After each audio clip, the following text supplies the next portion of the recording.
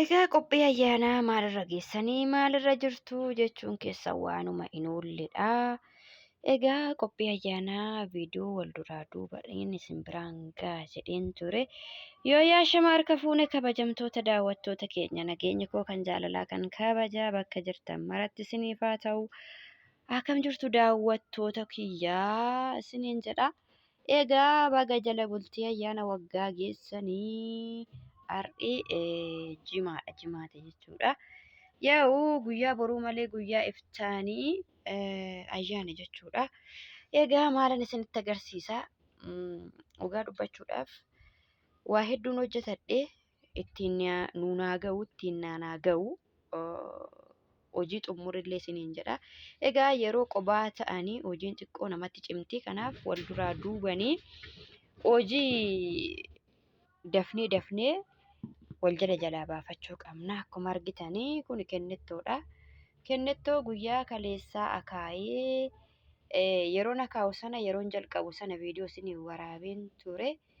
Akka carraa ta'ee haalan beekamneen viidiyoon sun dileetiin harkaa ta'e. Egaa kennettoo xiqqoo kunis kennettoodhuma jechuudha. Wanni tokko itti hin nam'ine. Ganaa burtukaanni itti nam'aa, sukkaarri itti nam'aa, qimamoonni itti nam'uu, waan meeqatti itti nam'a har'a jimaata.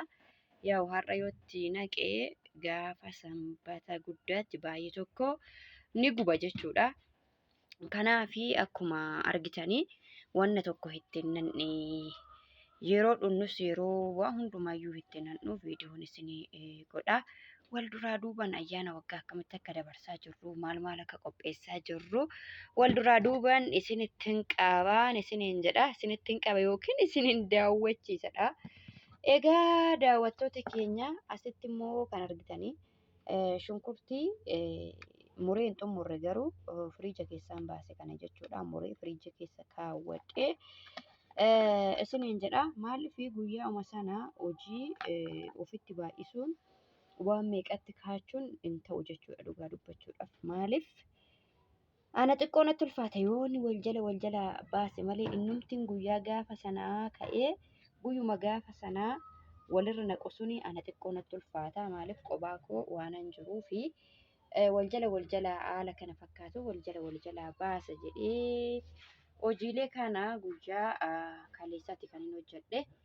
Egaa daawwattoota keenya waa meeqatu jira daabboon illee bukeessan jira jechuudha.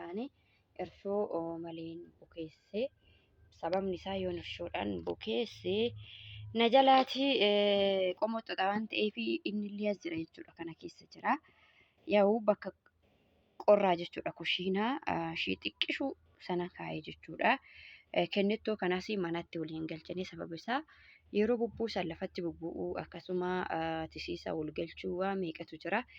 Egaa yeroo ayyaana tisiisni illee baay'ee tokko nama rakkisti. Waanuma adda garaa kana osoo manatti aarsitee foolii wantoota kanaa fudhachuudhaan mana keessaa siyyaatu. Sababiin isaa egaa kennettoo shunkurtii waan bakka bukoo kana maalii kana mana isaa jireenyatti hojjechuun natti hin tolu kushiina waan hin qabuufi kushiinaan sun immoo baay'ee hin qabbanaa jechuudha. Birziin illee dafee af hin jedhu yookiin dafee hin qomoxxoxu bakka qilleensa qabu yookaan kanaafini akkana godhee shunkurtii immoo firiija keessa kaa'ee boruudha kanan qolla'u jechuudha. Boru galgala kanan hojjedhee bulchu. Haa ta'u malee ammasitti firiija keessan kaawwadha jedheetanii guyyaa kaleessaa hojii hundumaa kanan xumuree fi guyyaa har'aa immoo shaaworii galee rifeensa koo kan ayyaanaa faa godhee hojjetachuuf manuma koo keessatti isas immoo viidiyoo isin biraan egaa daawwattoota keenya. Egaa warri biyya ormaa jirtanii waaqayyoon nagaan isin haa galchuu maatii keessan warri daa'ima qabdan daa'ima keessanitti warri abbaa manaa qabaachuun daa'imas abbaa manaa adda qabaannee daa'imas qabaachuu dandeenya. Waaqayyo egaa walumaa galatti iyyuu nagaa nuu isiniif haa kennuu nuuf haa kennuu biyya keenya biyya nagaa nuuf haa godhu.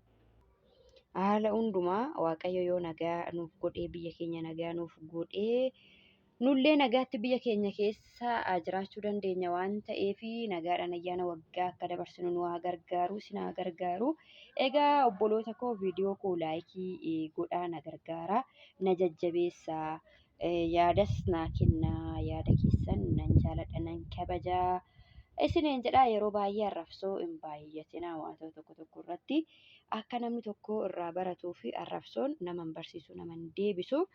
Egaa gorsaa jajjabina kan nama barbaachisu na jajjabeessaa laayikii naa godhaa viidiyoo koo sirriitti naa ilaalaa galatooma ulfaadhaa baay'ee.